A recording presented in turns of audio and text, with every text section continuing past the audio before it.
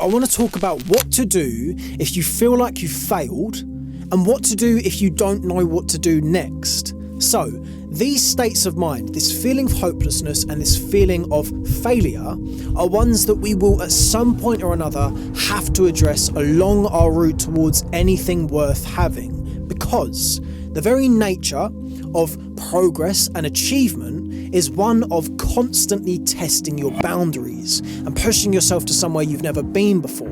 And as a result of this, we are going to find ourselves arriving in these instances of feeling like we've missed the mark and we've failed, and also at the crossroads of not really knowing what to do next.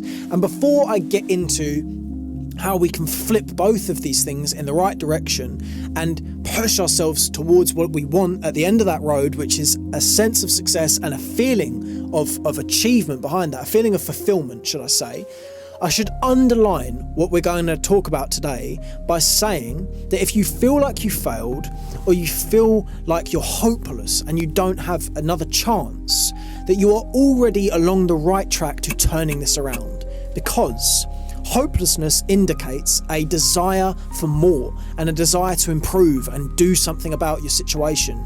And failure is a demonstration of the fact that you can put yourself towards something and you can really try. And these are both good things. So, with that in mind, with that as our foreground for today, I'm going to go on to the next layer of this, the next building block, and that is to dispel the illusion that we have ourselves wrapped around when it comes to how important results are.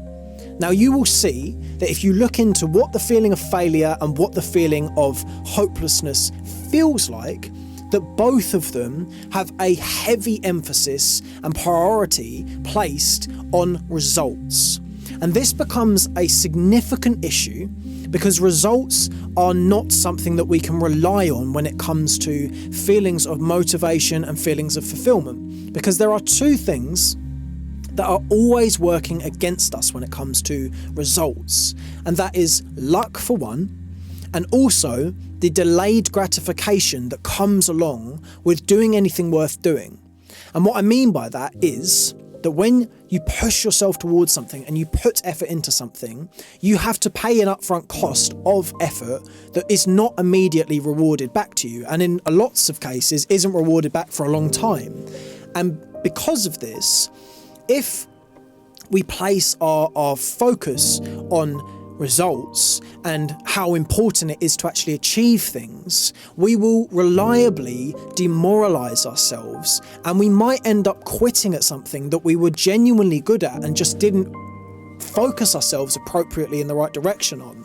So, the building blocks of anything we do are as follows: effort, and appreciating that you've tried to do something and you've really worked towards something with your full heart behind it, and experience in things. And these two pleasantly go together, because as a result of putting yourself towards anything and applying yourself, you will give yourself the guaranteed luxury of experience.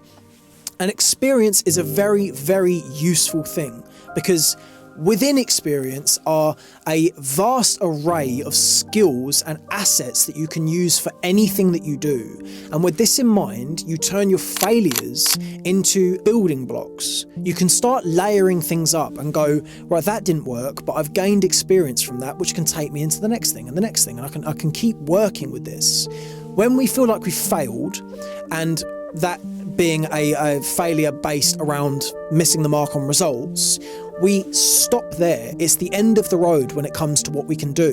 Whereas if we reframe ourselves around the importance of congratulating the fact that you went for it and you put yourself towards it, and taking away the award of experience, we bring the control back home. And we take it away from the results-based mind that is unreliable, and the control sits outside of us. Whenever you try something and you really work towards something with your heart at the forefront and you're really going for it, you are guaranteed a degree of success that is so applicable towards anything that you inherently guarantee your larger success, because experience provides you with tools.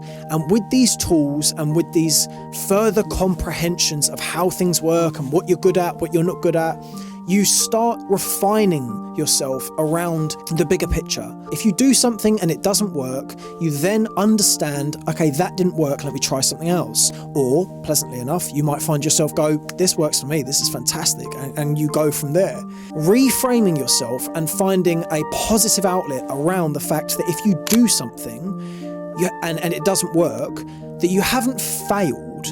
And if you find yourself at a feeling of hopelessness because you don't know what to do next, that you aren't hopeless. You're not a failure and you're not hopeless. You are a step further towards finding the thing that you want to do, and you also have armored yourself with more experience and more tools to take that next thing on with a fervency and a professionalism that you wouldn't have had if you didn't experience these setbacks. It's basing ourselves and orienting our minds around never stopping the pursuit of information and trying things. Because when we do that, we guarantee the success that we're after, and we don't have this guessing game that we place ourselves in when we focus too much on results. We bring that feeling back home, and as a result of this, we are far more likely to get the thing that we want at the end of the road. And that is, as I mentioned before, a feeling of success, and behind that, fulfillment.